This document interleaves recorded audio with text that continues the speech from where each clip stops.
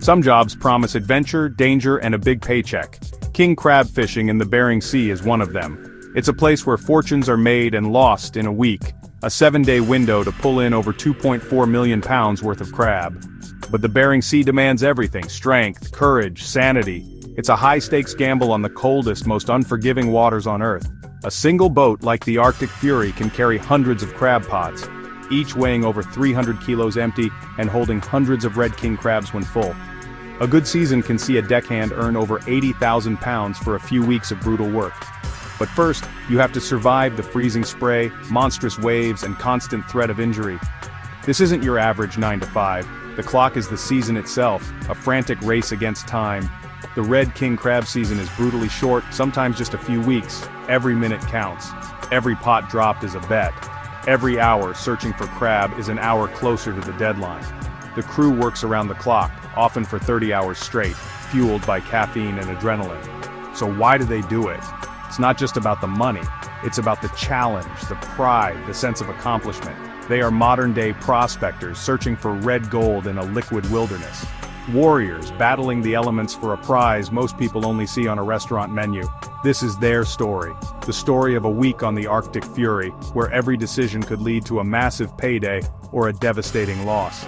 Out here you earn every penny. The sea doesn't give up her treasure for free. You have to want it more than you want to be warm, dry, or safe. It's the hardest thing I've ever done, but it's also the most alive I've ever felt. Welcome to the high stakes on the high seas. The hunt begins. A crab boat is only as good as its crew. On the Arctic Fury, they're a band of brothers forged in ice and steel. At the helm is Captain John Sully Sullivan, a veteran with a sixth sense for storms. He's tough, but fair. Out here, a bad decision gets you killed. Gunner is the seasoned deck boss, hands scarred from years at sea, translating the captain's orders into action. Marco, the engineer, keeps the Arctic Fury's heart beating. If the engine fails, we're dead in the water. The team is a mix of old hands and new blood. Some are running from something, others chasing a dream.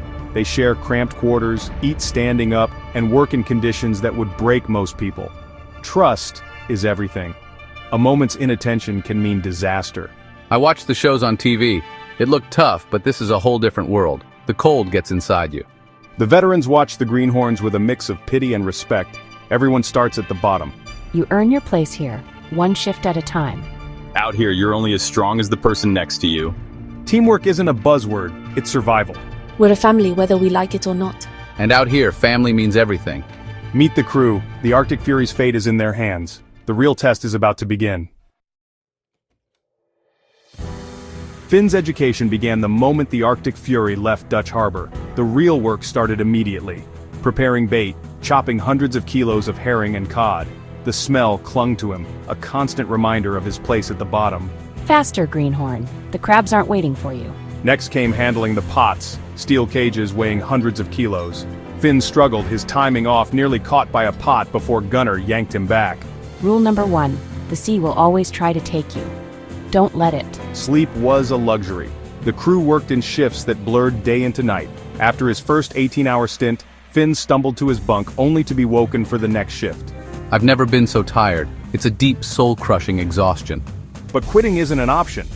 Out here, you can't just walk off the job. You're hundreds of miles from land, surrounded by a crew that depends on you. Finn pushed through the pain, learned to anticipate the role of the ship, to move with more confidence. He was still slow, still clumsy, but he was learning, he was surviving. Everyone starts as a greenhorn. The only way out is through. In the Bering Sea, survival is the first victory. Every day you make it, you get a little stronger. The sea's a brutal teacher, but she's fair. Finn's journey had just begun. The grind never stops. Out here you earn every bruise, and every lesson is paid for in sweat. On the third day, the sea changed. The sky darkened, the wind howled, and Captain Sully watched the barometer drop. All right, lads, storm's coming. Secure everything, tight as you can. The crew moved with urgency, lashing down pots, stowing tools, double-checking every line. The deck of a fishing boat in a storm can become a deadly pinball machine. Finn felt fear tighten in his stomach. This was raw, untamed power. Waves built into towering walls, crashing over the bow, coating everything in ice. Staying upright was a battle. The boat pitched and rolled, a constant struggle against the sea. You never get used to it. The sea is always the boss. Sarah showed Finn how to chip ice from the railings. Too much ice could capsize the vessel. It was a constant, exhausting task, fighting an enemy that never tired. The storm had them in its grip. You respect the sea or you don't come home. The crew braced for the worst. I'd never felt so small. The Bering Sea was about to show its true power. The only option, hold on and hope. Out here, nature always has the last word. The storm was just beginning. The storm hit its peak in the dark Arctic night. Winds screamed, waves slammed the hull, and the world became chaos. Down in the galley, sleep was impossible. Every lurch sent us flying. In the wheelhouse, Sully danced with the storm, steering into the waves, never broadside. I wedged myself in a corner, bracing for every crash. Was the money worth this? The veterans were tense but calm. We'd seen worse. Our faith in the captain was our anchor. Slowly the storm lost its fury. Dawn revealed a deck coated in ice, but everything was still secure. The Arctic Fury had survived the Bering Sea's best punch. She took the hit and stayed afloat, that's all you can ask. Relief washed over the crew. They'd faced the beast and won. I'd never been so grateful for daylight. Now the real work could begin again. The hunt for King Crab was back on. Out here, you celebrate survival, then get back to work. The sea never waits. The chase continued. With the storm past, the crew's focus shifted back to fishing, a mix of science, tradition, and gut instinct. Finding the right spot is everything. Charts, logbooks, water temperature, even the birds, then you trust your gut. The crew worked like a machine, loading bait, coiling lines, attaching buoys. On command, pots plunged into the depths, vanishing into the green water. We set dozens of pots in a line, stretching for miles. Then comes the wait, the soak time, 24 to 48 hours for the crabs to find the bait. Patience is the hardest part. During the soak, the crew grabs precious sleep, does maintenance, and waits. The tension is thick. Did they pick the right spot?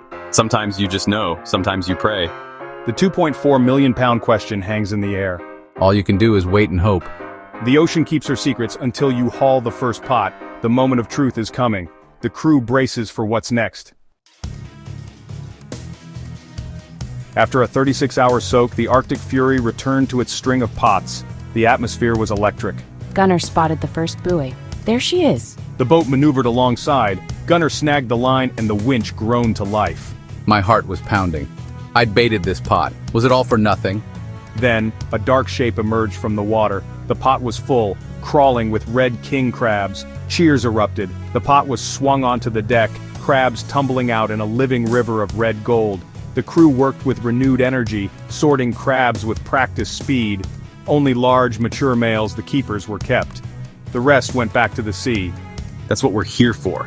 Relief was immense. Their gamble was paying off. The mood transformed from anxious hope to jubilant confidence. The first full pot changes everything. Suddenly you believe. The hunt was on. Every pot is a new chance at fortune. The Arctic Fury was in the game. The crew was all in. Now we work until the tanks are full. The real payday was within reach. The chase for red gold was on. The first full pot set the tone. The Arctic Fury was on the crab. For 4 days, the crew hauled, sorted, and reset pots in a relentless cycle. I wasn't the clumsy greenhorn anymore. I'd found my rhythm, earned respect. Pot after pot came up full, the holding tanks filling fast. King crabs need chilled seawater to stay alive. I kept the pumps running, no matter what. The value of the catch climbed into the millions. By the end of the week, the tanks were full, over 80,000 kilograms of red king crab. At 30 pounds per kilo, the total value was about 2.4 million pounds. We did it, the quota's met. Time to head home. The last pot was hauled aboard, the deck scrubbed clean, and the Arctic Fury turned for Dutch Harbor. We'd pulled a fortune from the sea in just 1 week. The job was done. The sea had given up her treasure this time.